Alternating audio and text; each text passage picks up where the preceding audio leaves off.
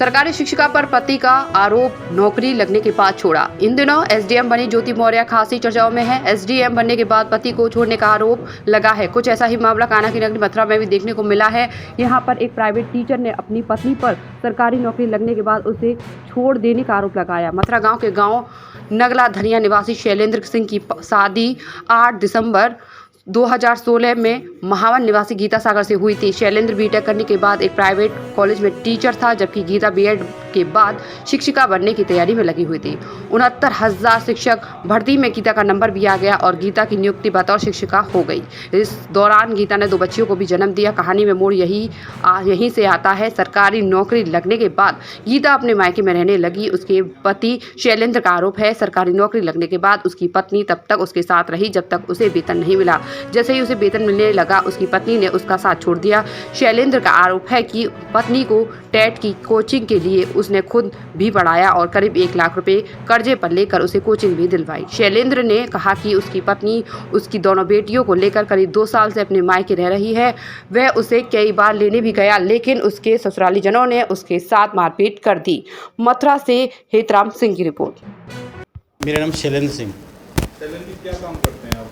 Sir, मैं private school में पढ़ाता हूँ और अपनी खेती बाड़ी संभालता हूँ।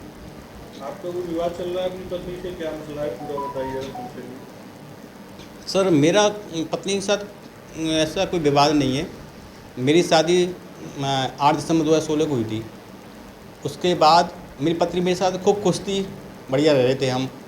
फिर मैंने वो बीएड थी तो पढ़ी लिखी, मैं एक्चुअली में पढ़ी लिखी मेरी डिमांड थी, मुझे पढ़ी लिखी पत्नी चाहिए।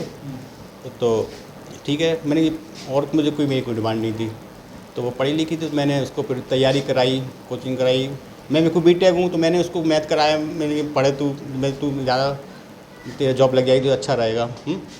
तो सर, जब उसको टेट वेट सब क्लियर करवाए हो गए, सुपर टेट भी उसका क्लियर करवा दिया। उसके बाद जब उसकी पोस्टिंग हो गई तो जब तक तनख्वाह नहीं मिली तब तक तो मेरे साथ यहाँ गाँव में खूब खुश रही, कोई दिक्कत नहीं थी।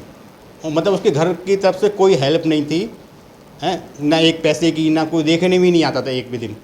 जिस उस टाइम का ये जब मेरी दूसरी बच्ची हुई उसी टाइम उसको तनख्वाह मिलना चालू हुआ। तो जैसे तनख्वाह मिलना चालू हुआ तो उसकी मम्मी, उसके भाई बहन और उसके पिताजी उसको अपने घर ले गए।